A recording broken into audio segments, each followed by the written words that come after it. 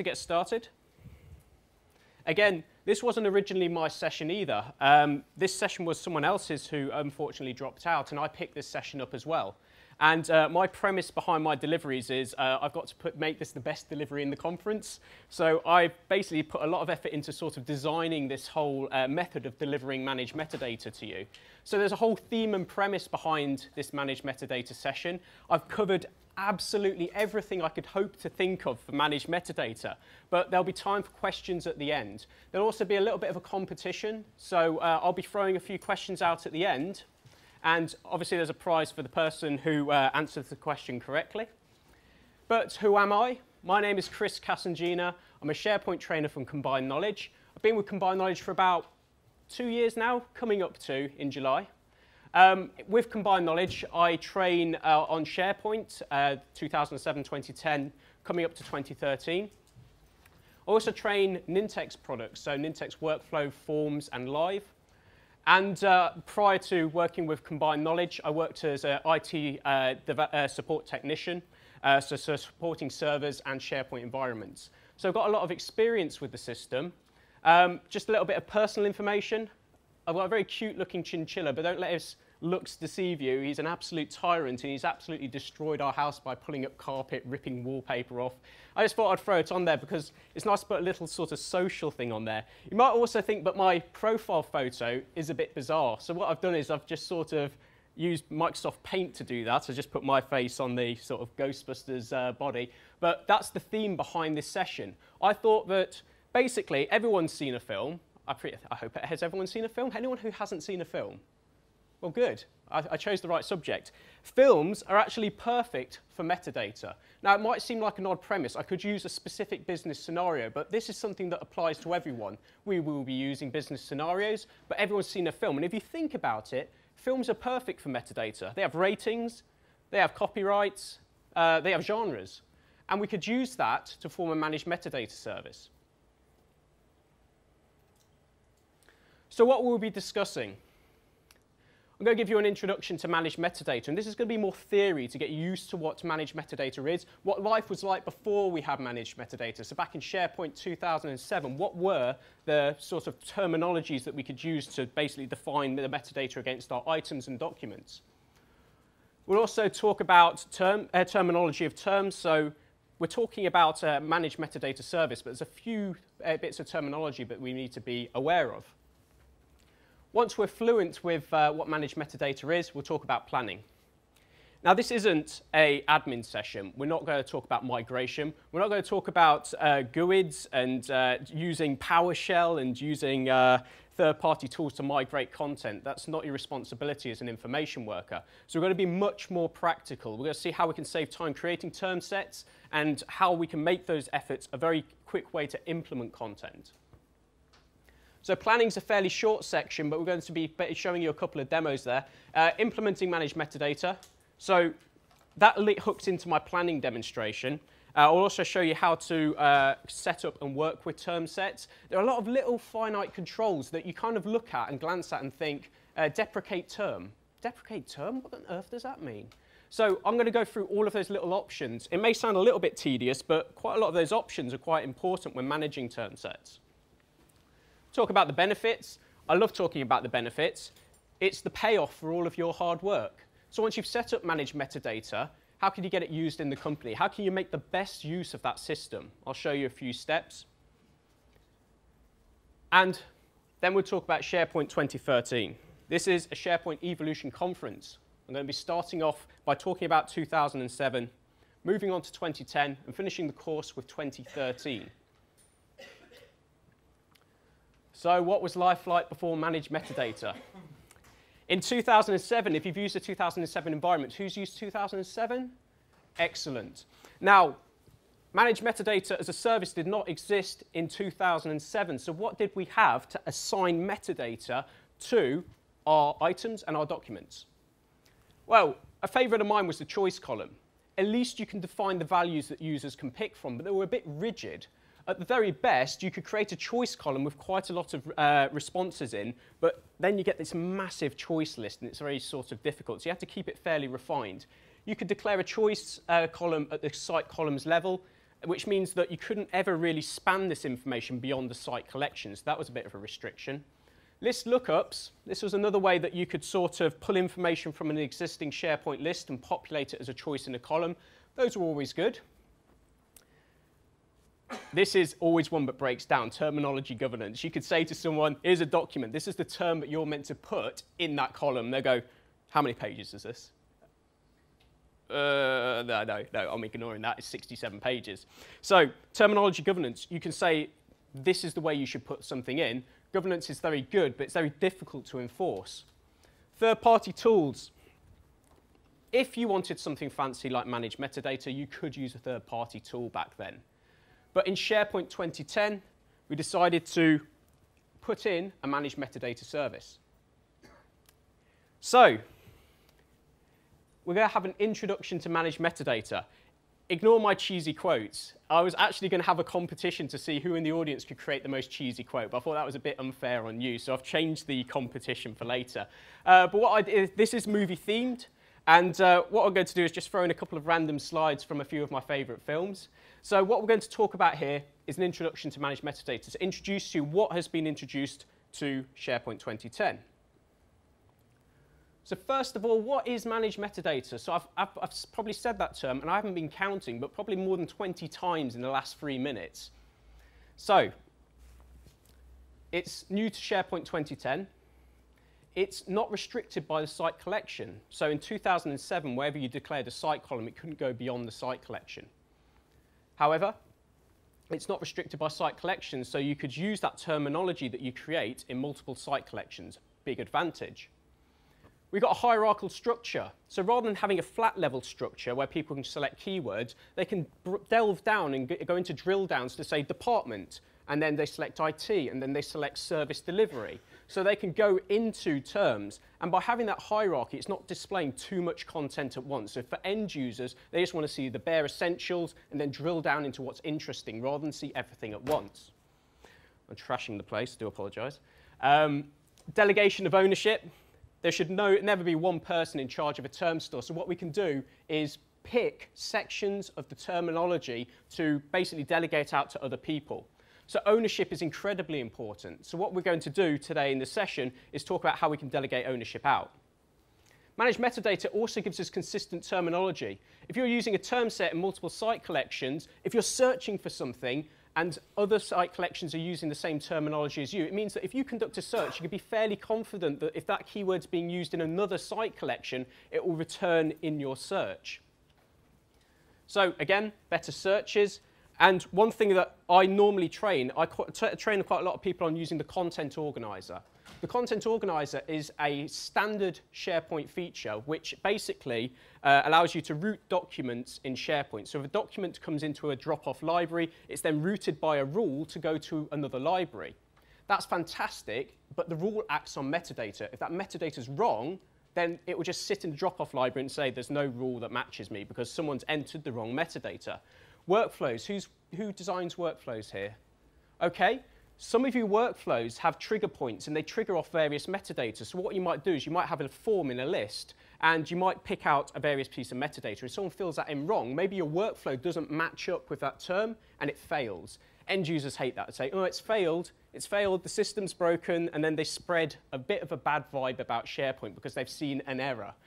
It's not that. They've made the problem because they put in the terminology wrong. But then again, we never really enforced that. So we need to have a method, which managed metadata provides, of giving them that consistent technology. And also, suggested data entry.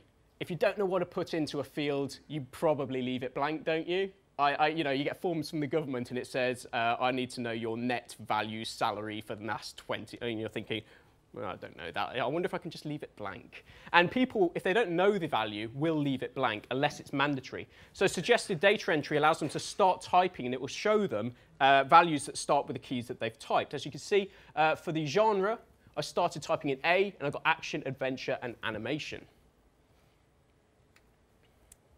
So where is managed metadata stored? A few people will want to take pictures of these slides. Fantastic. I'll leave this slide up for a few moments so that you can take snaps. But just remember, the DVD you get at the end of the conference has all of these slides available on it. So if you want the slide deck now, you can take a snap. If you wait, I think, a few months, you'll receive a DVD with me talking for ages, but you also get the slide deck as well, okay? So where is managed metadata stored? Now, this is a huge value behind this system. It's not the metadata that you add to the column. That's not the managed metadata. That's just a reference to nothing in the library, nothing in the site, nothing in the site collection, nothing in the web application, which we don't really look at as information workers. Actually, all you're doing is when you pick managed metadata is you're going, right, I'm making a reference to this metadata service over here. And any web application can hook into this, meaning that your terminology can all be derived from one single source. Now, this slide has terminology that we're unfamiliar with. Some of you might know what the managed metadata service is, what the term store is, what the term set is, but we need to have a better idea of what those terms mean. So let me move on. Is everyone happy that they've got a photo of this slide? Do you want me to pose in front of it? No? OK. Gotcha. Excellent. So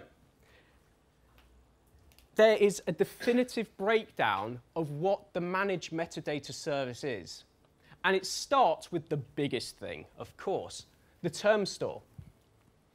The term store, you must understand, is the largest object in the managed metadata service, and it is your database of keywords and terms. So this is basically the overall container for everything beneath this. So what we do is we have groups. Groups are basically additional containers where you can define ownership. So you might have a lot of terms that define your company's organizational structure, such as departments, such as job roles. That's all part of the company organization. So what you might do is have that as a few term sets, but order it as a group, and then define specific owners for that content. So just consider groups as placeholders for term sets. Term sets themselves are used to group related terms. So like I say, you have a term set for department. Your departments will be sales, marketing, merchandising, store operations, depending on whether you're retail based or whether your businesses lie in different areas. So this will change, but a term set is a group of related terms. Now there's two ways that you can define a term set, with a taxonomy or a folksonomy. A folksonomy is basically when someone makes up their own terms, so the end users make up their terms. Not exactly the most ideal situation, but there are some benefits. A taxonomy is the reverse. A taxonomy is basically when you say, you must use this term, okay? So a managed term is a term that someone can only pick but not define. A standard term is basically a term that someone can specify. Now, we're going to talk about that a little bit more detail on the next slide when we talk about enterprise keywords and term sets. So we've got our group structure, we've got our individual term sets, and within the term set, it can be open or closed to define whether we declare terms or manage terms. And then there's also managed keywords. This is like the rogue of the managed metadata service. Enterprise keywords is a way of you saying, right, hello end users. You can make up as many crazy keywords as you like to index the content that you're tagging. So if you're tagging a document, create any keywords you like. I don't want you to touch this managed metadata service. This is perfect. I don't want you to touch that. You've got this managed keyword section where you can create as many keywords as you want. Doesn't matter. They're all stored in one location. There's a flat hierarchy, so it's not really sort of very well developed. But it means these keywords can be used to tag documents. The managed keyword section is basically a field. In fact, let me go on to the next slide. So the enterprise keywords here, it's a folksonomy because basically enterprise keywords allow your end users to define keywords. It is basically a list or library setting. So you don't actually really configure it up at the term store management level. You actually switch on an additional column for your library. What that allows people to do, I'll offer a list as well. What that allows people to do is basically create their own keywords. The keywords that they create can be used for social tagging in my site. I tagged a document with, this is the greatest document in the world. That phrase could be used as a keyword, and that, once created, can be used to tag other documents. The keyword, enterprise keywords can also include all managed metadata terms, so people can tag it with your defined terms as well. So this is more of a folksonomy. A term set is a taxonomy or a folksonomy, depending on whether you open or close the term set. And there's a few tips I'll tell you about that a little bit later. It has a hierarchical structure, unlike the enterprise keyword, which is completely flat. So when someone defines a keyword, it's just a list of keywords.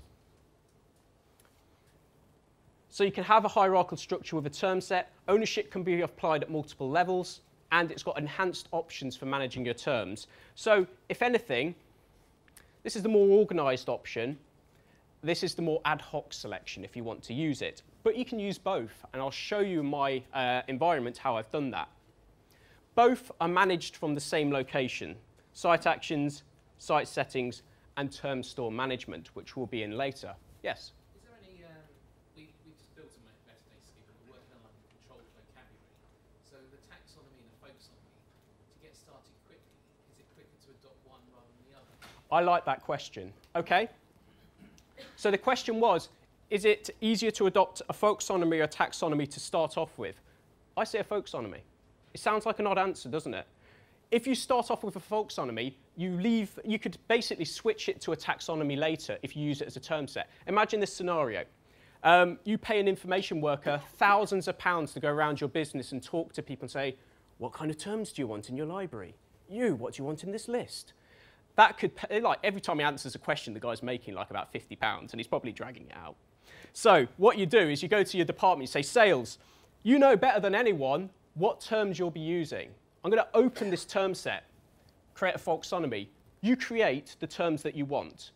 At the end, we'll audit it, make sure there are no duplicates, spelling errors, incorrect use of capitalization and stuff, make it perfect. Close it, create a taxonomy. Sales love it. They've got keyword definitions that they created, so there's not any random areas in there that they haven't really understood. So they create the term set, and then it becomes a taxonomy because you close it and organize it. Also, you've probably seen the switch between open and closed. Yeah, so I'll show that to the rest of you as well. So fantastic question. So I just shouted your question out loud just so the camera gets it at the back. Thank you very much for that. That was a very, very good question. So, still on the movie theme here. Has anyone seen Wreck-It Ralph? Yeah, a few nods, good.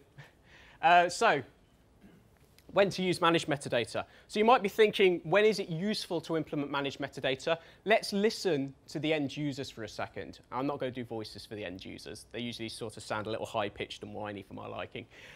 Basically, I want a clear idea of what to enter in forms. This harps back to my statement earlier when I said, I don't know what to put in this form. So descriptions sometimes help, but managed metadata helps as well. They start typing, they see the terms that they can use, and that helps them understand. They can even use the tags next to the field that they're filling out to see that terminology and to drive into that and see what they need. My workflows won't start because someone has entered the wrong information. Again, this is a common problem. When I create workflows, everything has to be spot on. So I normally use choice columns. Managed metadata works as well. So by defining the information, we can get our content organized on workflows and other business critical processes to work off correct information. I would like to use terms to search for content.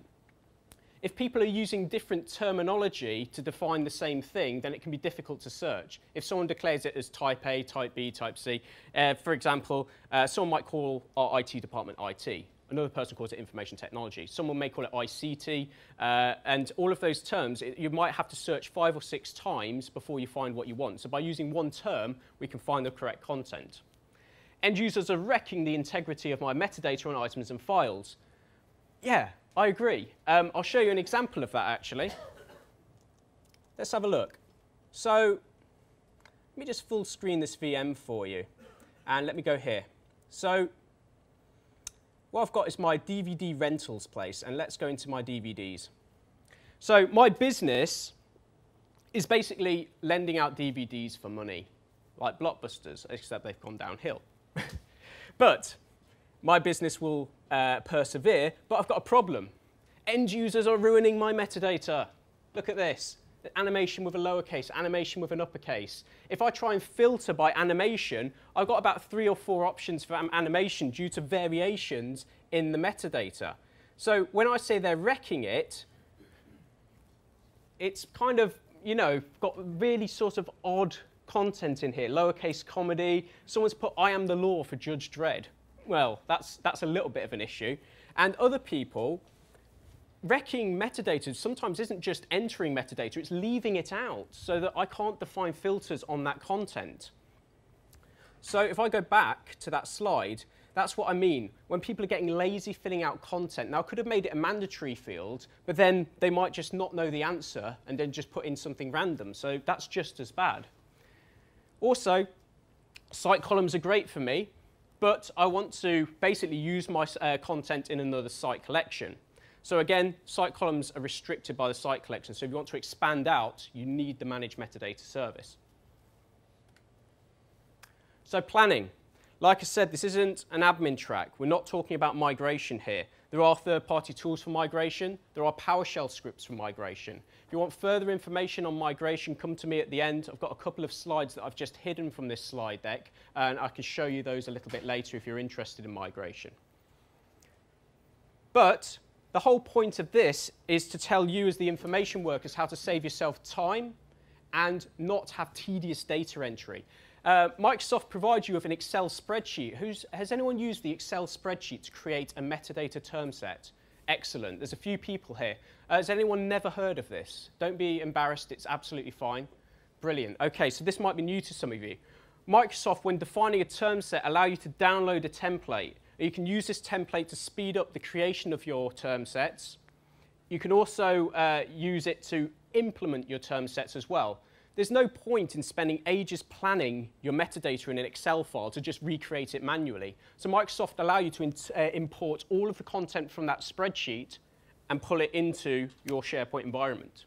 Yes? Export it back out again if you built an amazing metadata schema for another app. I wish. Unfortunately not. I've looked into solutions. If I was talking about migration, the first thing I probably would have said is that you can migrate by exporting out to an Excel spreadsheet. Because the content's stored in a database, unfortunately, that kind of information will not transist across unless you backed up the database and then did crazy stuff with GUIDs to try and get it back in. Yeah, it would be lovely. And I haven't heard of such blissful rumours in 2013 either. It would be great. Maybe Microsoft will listen. Maybe not. So let me show you a demonstration of how to use this wonderful feature. What I'm going to do is show you how to access the template, and then rather than building the template in front of you, which is arguably rather dull, I'll show you one that I've made earlier. Very Blue Peter-esque. So, actually, let's have a look. How am I doing? Not bad, not bad. I can't pat myself on the back too much just yet. So, let's go to my environment. Now, for some of you, you might want to just know how to access your managed metadata. For the site that you're in, and it can be any site, you can always access the managed metadata term store as long as you are an owner of your site. And what you do from any site is click on Site Actions at the top, and you click on Site Settings down here. And the term store management tool is available in that interface. So let me just quickly jump into that for you. So notice that we're in a sub-site, not at the actual site collection level, but we can still access this term store management. What I'll do, I'm just going to use a tool that I absolutely adore called Zoom It, and I'm just going to use that and run it to allow you to see the content in more detail. Ooh, magic. Term store management. This is the area that you can manage your term store from any site, okay? So I'm going to jump in there. And what we're going to see is this option, your metadata down on the left, but look over to the right, sample import. There is a sample file built onto this form that you can download. I've obviously already done it. The hyperlink's purple instead of blue. If I click on that, let's have a look at it.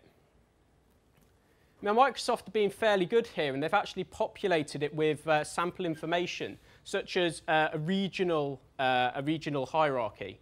So what they've done is they basically said continental, political, country, province, county or state. They got region, district, borough, blah, blah, blah. So what they've done is they've derived their term set down to the 7th level or tier. So what you can do is basically highlight this, delete as much as possible, and start building up your own hierarchy. Now, the way it works is that you have these categories here, and then the substructure comes from the ones beneath. Now, this may not make too much sense at the moment, but let me show you the one that I put together. So let me just jump to my pre-completed, bless you. And I believe I just chucked it on my desktop, and it was called Movie Terms. Now, mine's not exactly as exciting, but this is all I needed. Note here, what you're doing is you're basically creating the tier 1 dropdown, and my tier 1 dropdown is rating. Underneath rating, we have universal PG 12A, 15, and 18. So if I expanded out 18, that would be the second tier dropdown. If I wanted, I could create further tiers, but I only really need 2 tiers at this point. For genre, I've put some basically another tier 1 category, and if you click genre, you'd see this level down. And further down, I've also created one for studios as well. So that's a quick taster of how you can populate this information. So if you're not sure how to get started with your term set, just have a look at the way that Microsoft have populated this form. Have a go, because you can always delete the term set after you've imported it and try again. It's not the end of the world.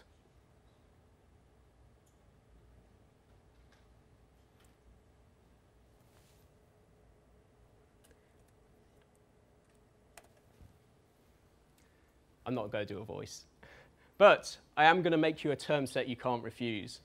So what I'm going to do is technically I could implement either a brand new term set by creating it at the term store level, or I could import that Excel spreadsheet that I've just been designing. And what we could do is then start to basically use that in our document libraries and lists. And when I say I can make you a term set you can't refuse, what I'm talking about is making it a mandatory field, and then they have to select the actual term set itself. So that's what I mean by making you a term set you can't refuse. I'll just let this chap take a photo. You may like that slide. OK, so creating a term set. So there's a few important things here. First of all, I'll be creating a term set from scratch. So some of you might be thinking, well, he's just going to import a term set. He's not actually going to show us the full picture. So I'll be doing both. I'll import a term set, and I'll also create one from scratch. What we'll also be doing is taking a look at how to add synonyms. So, for example, ratings in America are known as certificates over here. So what certification is the film? It's a 15. You can't come in. Go away. So I'm going to add a synonym to my rating section and give an additional label of certificate. And we'll also show you that import of the term set from Excel. So back in my environment, what I'll do, I had a term set earlier called promotions. I'm just going to delete that for now. And what I might also do is just go back to this metadata area. So what I've got is a bit of a mess at the moment. So rather than having ratings, copyright, and genre as either single lines of text, I want to turn them into managed metadata. So all the work that I put into that Excel spreadsheet earlier can simply be imported. To import that, see if I can give this a quick refresh.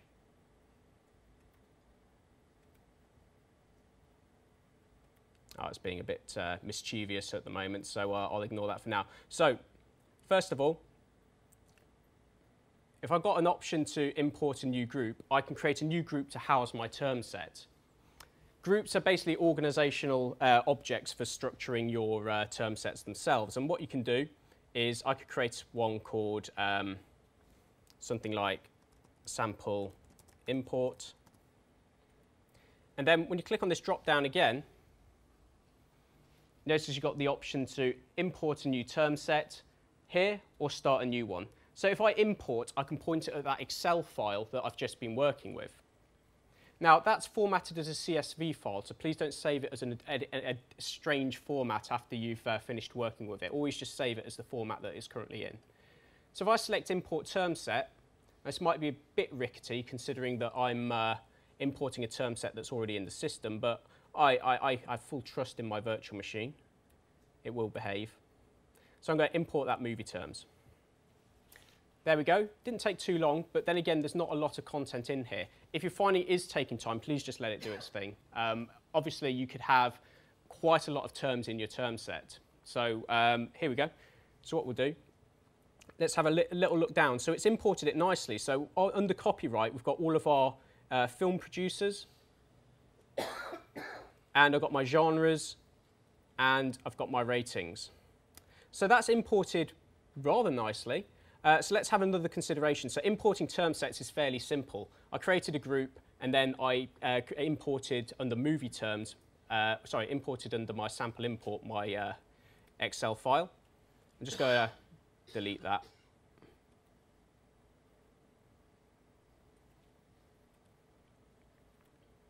There we go.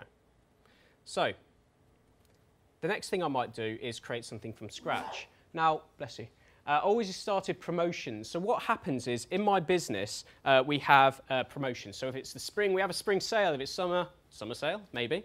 What I can do is start creating new terms. Now, the reason I create it in Excel is I think it's faster.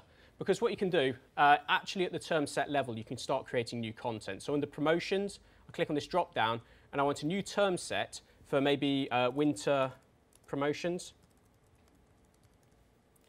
And if I click off that, I click on this drop down and can start creating new terms. Now the system does help me here. If I type a term and hit enter, it drops down and starts creating a new term. So that can be helpful. So I've got my Christmas saver. And I've got another promotion called 2 for 1, something like that. So if I hit enter, it goes down. And you can start building up your term set in that way. If you want to go a tier further, maybe in 2 for 1 we've got another additional 2 options. We can create a new term beneath this term and say something like option 1 and option 2. So I don't think it's particularly difficult to create a list of terminology up at the term store level. However, I think Excel's probably giving you the option to plan it, and when you're happy with it, implement it. Because if you basically go type, and someone says, that's all wrong, do it again, it's not as easy to fix. Whereas with an Excel spreadsheet, you can make those tweaks and then basically delete it and re-import it again. So it's probably better to plan it in Excel.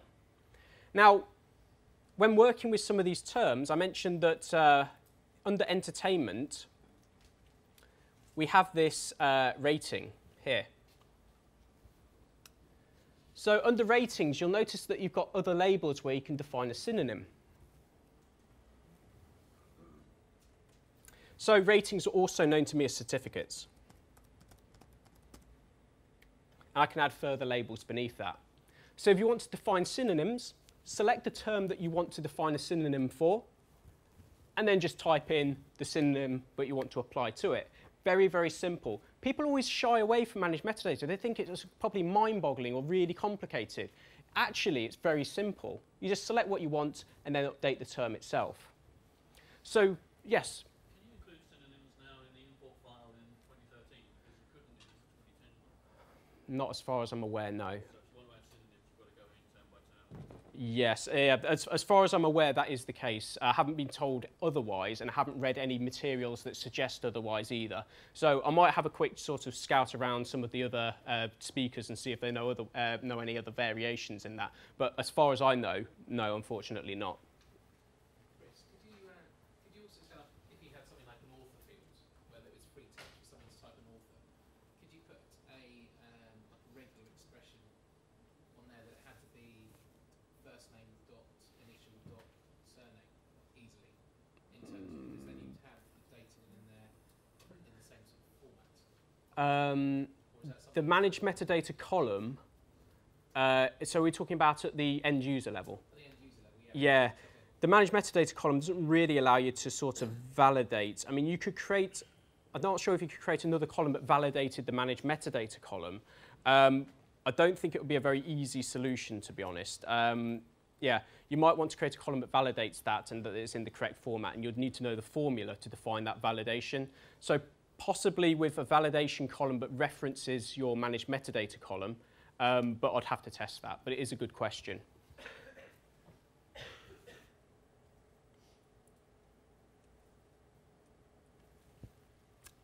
Spider-Man quote.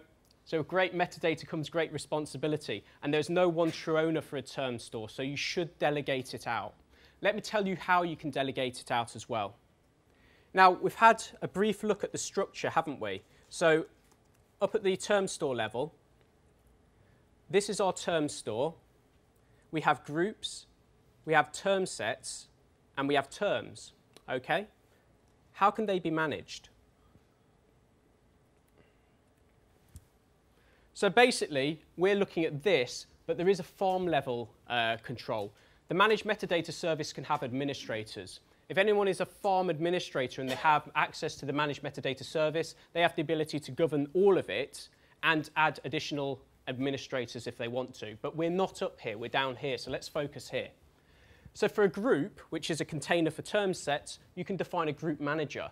Group managers can modify the terms in the term sets, but also they can add contributors. So they're like an owner for that section. Also, you can add people as contributors who can modify the terms in the hierarchy. So the reason we use groups is to allow people to govern multiple term sets rather than having to add the same people to the same term sets. A group is a container for ownership. If we go into the term sets that are nested under the groups, we've got a few other options. We've got owners. These are the term set moderators. They're kind of like contributors, really. So we've got owners of the term sets. We've got a contact field. It's basically an email address where you can actually basically contact people who is the recipient email address for term suggestions. So if an end user is using your terminology and they're thinking, well, we've got this product, it's a shoe, and the shoe's available in blue, black, but there's no brown option. I know we've got a brown option. I can't update the metadata, but I can click on email a request and send a request to this email address to let the owner know that they need a new term adding. And we've got stakeholders. There's nothing clever about the stakeholders section. It's just a collection of people who are interested in changes that happen to the actual term set itself. There's no automated process behind it, nothing intelligent. It's just that the owner can reference this just in case the owner wants to blitz something. So let's have a look at the options for ownership just quickly.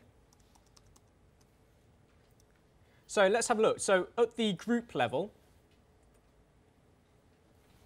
here's the option to declare your group managers. So you can declare Active Directory groups if you want to. You can also specify individual users. So at the moment, I don't have any group managers defined, but I know that Steve is highly invested in this. He said he'll manage all of my term sets. So Steve's a very nice chap. As well as giving keynotes all the time, he'll also manage my term sets. Also, I know that Zoe and Todd are contributors for all of the terms in this term set. So let's just put Zoe and Todd, and I'll just resolve that by pressing Control-K. Down at the actual term set level, I'm just going to apply that. The options that I mentioned earlier, the owner is myself, the Trains by Dave administrator. Nothing particularly nice, so I might change the owner for a different person. So maybe the departmental structure in our organizational structure is governed by HR. So different term sets may have different owners, and this is where you govern the ownership of individual term sets. You can specify who's contactable if the term set needs to be updated, and who are our stakeholders here, which, like I said, is not particularly clever. It's just a reference area for owners to go, right, basically Milan and Zoe need to be updated if someone changes this. So it's just basically a placeholder for that information.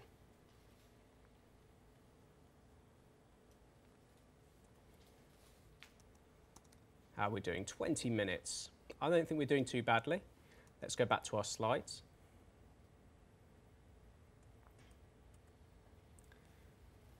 So once you've got your terms up there, what can you do with those terms?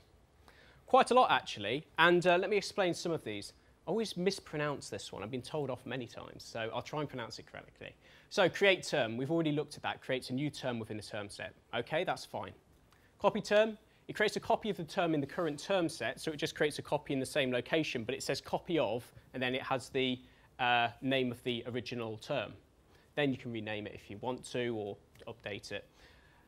Copy term with children allows you to take a little section of the hierarchy, so you take the top term and any terms that are being declared beneath that in another tier. The top term is going to be declared as copy of and then the original term name, but everything under that structure remains with the same name. Reuse term is quite useful. For example, IT is a department, but it might be a cost center, and you've got a term set for departments and a term set for cost centers. So what you do is you reuse the term in 2 locations. So you just basically reuse the term in 2 locations. And if IT changed their department name, so to IT services, you update one term and the other term updates automatically. 2013 is hooked into this option, so I'll mention that a little bit later. Merge term, if you take 2 terms and go bang and slap them together, these synonyms and translations for those items are combined into 1 term. Deprecate term, I pronounced it correctly, I say depreciate for some reason. Deprecate term basically is a way of stopping people from using a term but without deleting it. So for my promotions, maybe if it's summer, I deprecate the terms for winter, spring and autumn. So I can deprecate terms that I don't want people to use. I can then reactivate or enable them when they're ready to be used. Move term makes you move the term to a different location, and delete term deletes a term. That's the simple stuff. And just to cover off term sets themselves, there are a few options with term sets, such as create a term, which creates a term in the term set, copy term set, which creates a full copy of the term set, but the name of the term set will be copy of. Everything beneath it will be fine. Here's an example. Spring promotions has been copied, but the remainder beneath are the same. Reuse terms, so it allows you to reuse terms from the current term set and then pick the ones that you want to reuse in a different location. Move term set sends it to another group, and delete term set deletes the term set. 3 questions. Just in regards to time, could you please make a note of your questions? I'll certainly answer them again. I do apologise, just a bit conscientious of the time. So to add content, we need metadata columns. So managed metadata columns are added at the document library or list level, and they allow us to hook into specific metadata that we want to use down at that level. So when I've created genre, when I've created ratings, and I created copyright, I want to use those as separate managed metadata columns. So how would I do that? Let me just come out of this again and go back into my VM. So what I'll do is I'll go into my scruffy library to start off with, and I've got this ratings, copyright, and genre columns, and it's an absolute mess. So what I'm going to do is show you a very short demo. I might start off with tidying things up, because they're an absolute abomination. So what I'll do is I'll go to Settings and go to Picture Library Settings, and then what I might do is get rid of, for example, I'll just get rid of ratings to start with. Once your term sets is set up, if you go back to your library, which is DVD for me, I'm going to add a column. When you create a column, you always give it a name, so rating. And you notice the option for Manage Metadata down here. Okay? So if you select Manage Metadata, you get a big scary error message. What does that mean? Well, it's a Microsoft error message, so you have to know hieroglyphics to interpret it. But what it's generally saying is that the Managed Metadata field will not appear in the Document Information panel in Office 2007 as a functional piece of kit. Basically, if you're using the Document Information panel in Office and you're referencing columns from SharePoint, it will only work in 2010. Further down, you can choose, under Manage Metadata, the group, the term set, the terms, and I'm going to hook into that rating term there. And everything that appears beneath it will be selectable. So always take the root as the highest level object, and you'll include everything beneath it. I'll scroll down. I could enter a default value. I'm not. And what happens now, if Christmas Carol is a PG, we go to Edit Properties now. Let me show you this. So we've got this rating column. And for end users, make that a little bit bigger, you get this tagging system at the bottom. Just down there. You see the double tags? Okay.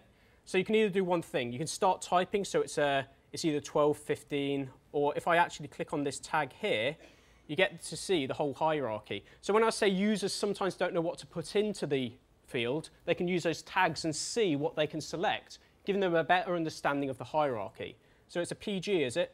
Double click, OK, save. Done. So you have to add the managed metadata columns, but once they're in, you can start using that managed metadata. If I just quickly go, so we've covered the demo, we've implemented a managed metadata column, and just to show you what that looks like when you've done a little bit of work, I've got my very posh looking section here. So I've got all of my films, but if I switch to a view that shows you all of the details for those films, you'll see that my managed metadata is very, very consistent. So I've got like the copyright information. All of this is being retrieved from managed metadata. Further over to the right, I've got my ratings and other information. So I've got my ratings there. I've got my genre, and all of these are being pulled in from managed metadata. And if you have a look at the actual object for A Christmas Carol once more in this library, you'll see that I'm using quite a lot of managed metadata. I'm also using the enterprise keywords column, which was activated in the site settings menu. The enterprise keywords column adds this additional field here that allows you to reference all of your term sets and create your own tagging terms. So if I know that A Christmas Carol had snow in it, and I wanted to find this, if I typed in snow into my search engine, I can add the term snow and save. Boom. So you can use enterprise keywords to basically tag on anything that you want to, really. Now, that might be a little bit of a liberty that you're granting to your end users there, but sometimes it can be quite useful. Now, this is very important. A lot of people are afraid to ask the simple questions of what happens if you edit a term, what happens if you delete a term? Well, let me answer those questions because they're just as important as anything else we've talked about. So consider this. If you edit a term, what happens? So Walt Disney Studios changed their name to Disney Studios, for example, or something like that. I change the term. What happens? Reused terms in different locations update, okay, within the term set. So reused terms will replicate. Terms in the list will update on a 1 hour interval. Now, this is sometimes confusing for end users. They basically update a term, but nothing happens. It runs on a timer job called the taxonomy update scheduler timer job. No need to really pay too much attention to that, but the default runtime for that is hourly. So if someone updates a term, it will take an hour for that to replicate, okay? So just be aware of that. Search updates as well. So depending on how often your search crawl operates, your search will eventually update with those terms and the updates after the next crawl. If you delete a term, it doesn't automatically get rid of it from the metadata. So you delete, for example, AAA made-up films from the term set because it's rubbish. Now, it will stay in the format metadata until you go to edit the properties of the item or document. And then what it will do is it will say, this is not a valid term because it's been deleted from the term store. You cannot save the form until that's been removed. So you can delete a term. It will stay in the metadata until it's tidied up and someone goes in and edits the properties. There's some features in SharePoint 2013 which resolve that. Also, if a term is deleted, if it has a reused term somewhere else, so you have an original term, you reuse it somewhere else, and you delete that original parent, because that was referencing something that was the original, you can't just delete it. So what it does is it moved to orphan terms, so there's still a link between them, but it's no longer usable. So an orphan term is used if you delete a parent of something that's reused elsewhere. Slightly confusing, I know. So what are the benefits? So what I'm talking about here is the mileage. You spent a lot of effort setting up a term store. You've put in the managed metadata columns. What are the benefits of this?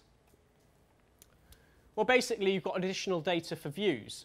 So I could create something like, I've got all of this information. I've got consistent metadata. I could use a view to organize that. So I could very quickly show you that with all of this information on genre, for example, this column here, I might create a quick view. So I'll go to, oops.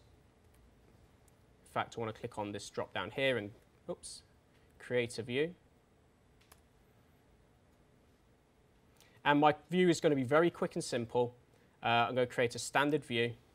It's going to be called group by genre. And if I scroll down now, I could go to group by. I'll specify genre. Yeah, I'm losing the ability to look. What I might do is just tell the item limit to not limit at 30. I want to limit it a little bit higher. And I might use, I'm quite stylish, I'm going to use a style.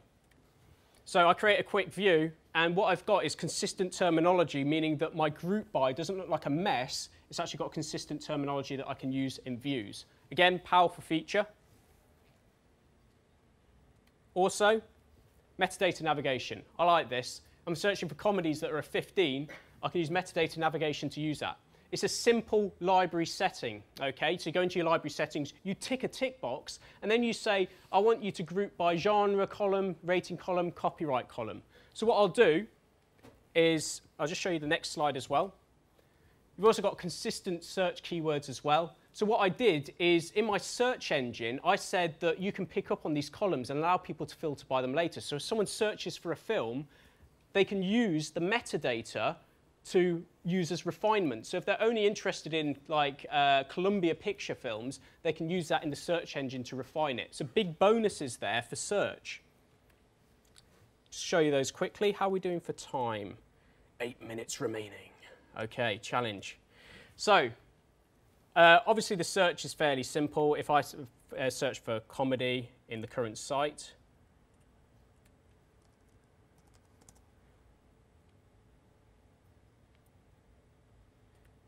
might regret that. I might not have warmed up the search engine appropriately. But what I'll do is I'll show you whilst we're waiting. In fact, let me just switch view back to my original movie view. So over on the left here, I've got my managed metadata. I'm sorry it's cut off slightly, but we've got genre, rating, and copyright. So if I wanted to go for the action films, I love action films. So I'm looking for action films, but I'm in a mood for a bloody film. Let's have a look for 18 action films. So do we have anything? Well, we've got one. It's using my original view there. I think I specified it as the default. We've got Shoot 'em Up. So I could use Shoot 'em Up as my rental for tonight. So by using this metadata navigation, I can hook into that metadata and have an easier way for my end users to search for content. I was thinking of searching for like, animation and Universal to find like Finding Nemo or something like that, but I was just in the mood for like something a little bit more gritty. And hopefully my search might have updated. So if I search for comedy, you'll notice that on the left-hand side now, I've got various refinements. So I want comedies that were created by Universal Pictures. I can use that as a refinement for my search. Again, very useful. It's just... Is that searching, if you had a document, would it search the document for those key terms, and then as the results, and then would it search the metadata? It searches everything. So if you create a search, it basically does a tally of all of the keywords that appear in a document, and it can use that as a method of finding the document. But the metadata is actually used as a refinement. So when you're actually creating a search call and you're doing an index, it actually basically will pull the document back based on the content. But you can't refine by the content inside the document. It's the metadata that you're really refining by. Does anyone work with multilingual? So do you have sites with multiple languages? Excellent. So if you have language packs installed in your environment, you can actually go into your terms, switch language, and declare what the foreign term is for the term that you're declaring. So for French and German, it doesn't really relevant for the movie certificate 12A, but if I had a term such as our department, which might be a different term in a different language, I could actually just basically switch to French, declare what store operations is in French. I could also declare what store operations is in German. And when someone switches the language for a site, you can reuse the same term set. So again, another big bonus there. I spent a nice long evening setting that up just to take that one screenshot. I know it seems a little bit limited, but like I said, I put a lot of effort into these things. So we've bang on for time at the moment. I think I've done a very good job there. But basically, let's talk about SharePoint 2013. This is an evolution conference. Let's talk about 2013. What can we do with managed metadata in SharePoint 2013? I sometimes give SharePoint a bit of a hard time, so I like that quote from Ghostbusters when Peter gives Egon a Twinkie for being good. I'm saying that sometimes SharePoint, I take back some of the things I say about you because there are problems with 2010, and I'll mention some of those in a moment. But first of all, SharePoint 2013 has pinned terms, so you stick a pin in it. What pinned terms means is that if you reuse a term, in different locations, sometimes you're using a term such as, we'll go back to our marketing situation or our merchandising situation. We've got loads of products. Those products are used in different term sets. Now, only the merchandising team should be able to update those products, but because we reuse those terms in different groups, anyone in those groups can update the terms, which replicates up and down. So by pinning a term, what we're doing is we're saying, right, you can only update the term from this location. Any reuse of those terms are read-only by pinning them. So basically, you're locking them down, and they can only be updated from the original location. So that's a pinned term. New to 2013, not in 2010. Datasheet view. I put Ferris Bueller on here because that's how I felt when they actually did this. Datasheet view now supports, finally, the use of managed metadata. Now, Datasheet view's changed its name. It got a bit shy, and it goes, let's re-release ourselves. Let's call ourselves Quick Edit. So basically, what that means for us is that if you've got a managed metadata column and you go into Quick Edit, you can actually do some amazing things. So what you can do is search for your metadata. You can use the tags to find your metadata. But what you can do is basically highlight a whole column, okay? And then you can say replace all of it with sales, or basically add sales as the metadata to an addition to anything that's already there. Or, this is my favorite one, remove that term from more selected fields. So basically, store operations, boom, we kick them out. They're no longer a part of our company anymore. So we want to blitz that term from any reference. So we go in here, type in store operations as a department, and remove those terms from the selected fields. Job done, really quick. You don't have to go into field delete, into field delete. That will save you a lot of time. So not only is Datasheet view now Quick Edit and it's back and it uses metadata, it's incredibly useful. Sorry, just a quick question at the back. Very quickly, what I've seen is the difference between the Quick Edit view and a Datasheet view. Right. If you use this one, you can do all that, but if you make a new view based on Datasheet view, it's still the old one with all the problems associated. Yeah, because Datasheet view is not the same as Quick Edit. They've tried to market and rebrand it, but actually Datasheet view uses functionality from the Office product on your computer. So you can only use Datasheet view if you have Office. So because you're creating a Datasheet view design, using Office to facilitate that, and Office doesn't really have the functionality, whereas the new Datasheet view, or mainly Quick Edit in 2013, doesn't hook into Office. So you can use it on its own, but you know, like you said, the rigidity of it, they are really two separate things now. So it was a very, very good point. Let me just quickly check the time, see how we're doing. 2 minutes. Are you okay holding your question? Yeah, just keep it in there, keep it on the top of your mind. Now, this one caused me a lot of trouble, okay? A lot of people out there claim to know what metadata navigation is and then put it out there in a blog and say, metadata navigation allows you to use a term set as a navigation. Well, thanks for that. How? So I spent, and I'm not joking, probably about 3 or 4 evenings saying, I don't want to be that person who just repeats that to you. I want to be the person who actually knows what on earth that means. So I basically, in my SharePoint environment, spent ages working it out, and I refused to sort of just call it quits. And I found it out yesterday, okay? I know I'm cutting it short, but basically what I found out is that when you switched on in 2013 metadata-based navigation as your site's navigation, what you're doing is you're referring to a term set. But that's not the full story. What you're doing for each term, and you can see these tabs across the top, general, custom sort, navigation, term-driven pages, what you're doing is you're saying these pages in SharePoint apply to these terms. So you basically say that just imagine for this department, we've got a departmental homepage. We take the URL for that page, apply it to the term. We use the term set for our navigation, and the navigation builds based on the term sets that have applied pages. And then you can link to those pages from the term set. Now you might think, well, what's the difference between that and just creating some navigational entries? Well, this is more for catalogs, really. What you'd do is you'd have a catalog in SharePoint 2013 full of your products. Like, you know, Jessup's would have like different cameras and different models, different add-ons and stuff. What you do is you basically create a term set, create a catalog, and pair the two together so that when someone browses to buy your products, you've got all of the content across the top based on your metadata, and then you can delve down into that information. If there are any questions about that, please hold. I'll just get to the end of the session to allow people to go. I'll certainly be available to take questions at the end. I do like that you have questions. It means that you're engaged. So, just to round up what I'm talking about, so we covered a lot of metadata today.